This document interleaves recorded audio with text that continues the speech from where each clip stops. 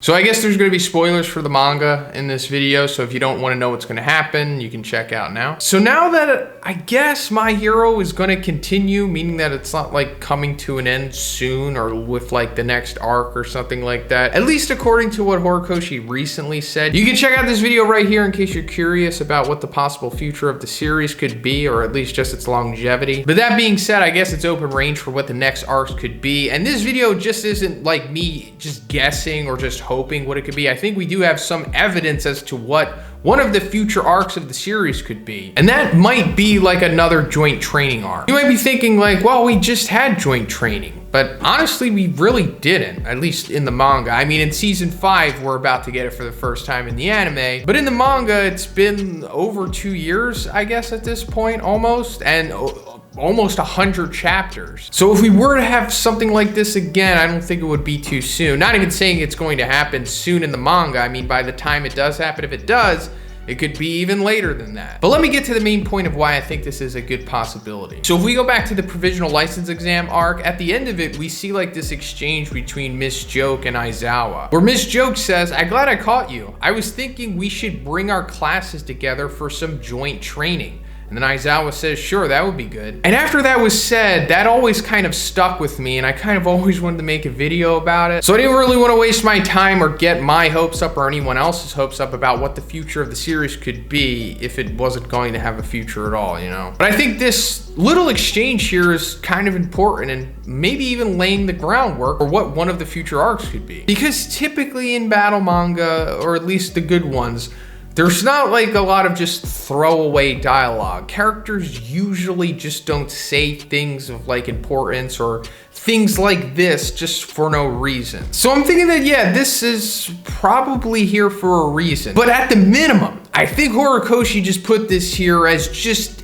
you know, a possibility. Maybe I'll do this, maybe I'll come back to this at a future point, but I kind of just want to put it out there because I do think it's a possibility. Because you know what I mean? Like it's just wouldn't make sense for this to just be like a pleasantry between them. There's no point to get the reader's hopes up with some kind of dialogue like this if it's just going to be thrown away. And like I said, maybe at the minimum, this was like Horikoshi possibly just like subtly brainstorming like on the panel itself. Like, you know, this is something that could happen if it makes sense, or, you know, something like that. And in light of recent developments, I think it makes more sense than ever, at least with the reception of the Japanese fan base. Because recently we got the results of the 6th popularity poll. Again, this is just the Japanese fan base. But surprisingly, at number 9 in the poll was Shindo. And yeah, if this is the first time you're hearing about this and you're surprised, you're not alone, because I'm surprised as well. I made an entire video dedicated to me just going over the popularity poll. And the thing that surprised me the most was his placing here. I mean, he even outranks characters like Shigaraki, Yaoyorozu. So I guess he's like a really popular character for some reason in the Japanese fandom, despite him not really having that much panel time. But rereading this chapter, I saw Horikoshi's comments on Shindo, like at the end of the chapter in the volume, and it says that he tried to make him like a pretty boy. So I was like, is that it? Is that how easy it is? Just make like a pretty boy character and people are on board with him? I don't know, I'll never really understand the Japanese fandom, but I also reread the arc just to see if there was any merit for these characters to come back, or just for this arc to make sense at all. And honestly, it kind of does. Because first of all, where we are currently in the story, we're at the end of the war arc, and we're about to go into maybe a Tartarus break and all that stuff. And the exact future of the series is unclear at this point. At least getting from end of war arc point A to possible joint training with Ketsubutsu, you know, point B. I'm just not sure the connective tissue here. But I can speculate, of course. So like, the fallout of this war is obviously going to have huge ramifications on everything. And just hero students everywhere, you know, UA, Shiketsu, and Ketsubutsu. And just like we've seen, you know, before the war arc even started, maybe there's going to be more of a push to train the hero students even more, to give them more practical training, to maybe get them ready for like live duty even faster than what they originally projected to be. Honestly, that was like the purpose of the joint training originally. So now that we've had this huge villain v hero war, and a lot of UA students were, you know, at ground zero, and there were big players in that war, and considering that the war is very much still on, it is not over at this point, we kind of just saw one of the battles within it. Now they're gonna have to further bolster these students and get them even more acclimated than they already are, and another round of joint training is certainly going to help that, right? And there's incentive for both sides. So the other schools, like Ketsubutsu, getting experience against the, you know, class 1A or whoever from UA who was actually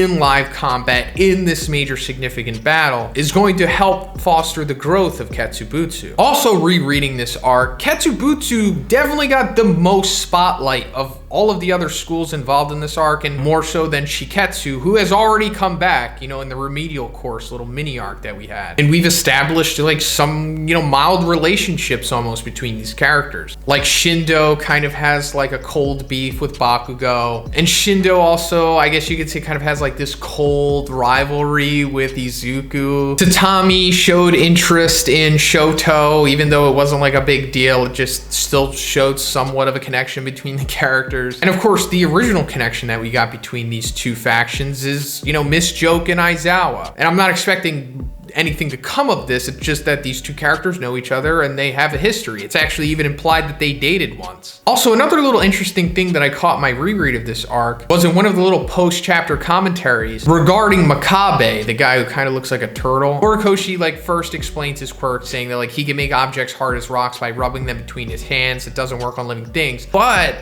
I wanted to have him fight Kirishima, but it wasn't meant to be. Overall, a really cool guy. So I think this is also a little future thing that we can look at in this possible arc. You know, his quirk involves making things hard, while Kirishima's quirk is becoming hard. They can kind of butt heads with that, the best way that Horikoshi can make it happen, I suppose. But I also think this, you know, further strengthens the notion that Horikoshi maybe does still have things planned for these characters to interact with UA in the future possibly, or he just always kind of wanted that to be. And like I said, we could see Kirishima versus Makabe in the joint training arc in the future possibly. And also just the joint training itself, to make it more interesting and not repetitive, maybe it could play out a different way than it did originally. Because, you know, we saw Class 1A and 1B go against each other, teams of 4, sometimes 5. Maybe instead of having individual teams, maybe we could just have everyone on the battlefield at once, similar to the provisional license exam. You know, all of Class 1A and all of Class 2-2 going at it in like a big battle royale or something like that. Or the possibility of mixed teams, like 2 from 1A, 2 from 2-2, you know, team up and then they have to go against each other and vice versa. That would be pretty interesting. And of course, maybe you're thinking like, oh, there could be like a tournament too, but I think that would maybe take a little too long considering there's too many people, unless Horikoshi just brushes through a lot of the matches, kind of like how he did in the sports festival. But yeah, that's pretty much it. I think that this would be super interesting, and there is, you know,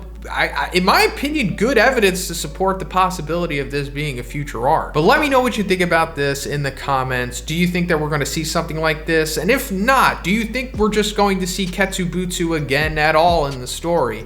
Let me know. And if you liked the video, guys, please give it a like. Check out my Twitch. I stream on there sometimes. Check out the Patreon, do a Q&A. And if you haven't already, please subscribe as well. Have a great day, and I'll see you in the next one.